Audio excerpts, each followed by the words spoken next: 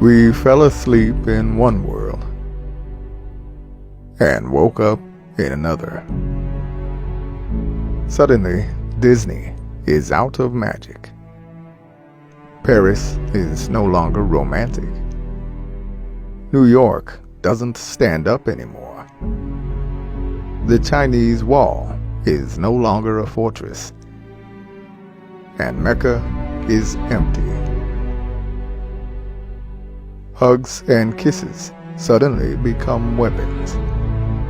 And not visiting parents and friends becomes an act of love.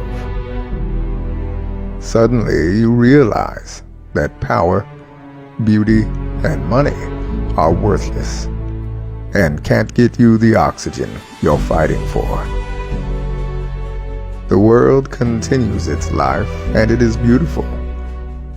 It only puts humans in cages. I think it's sending us a message. You are not necessary. The air, earth, water, and sky without you are fine. When you come back, remember that you are my guests, not my masters.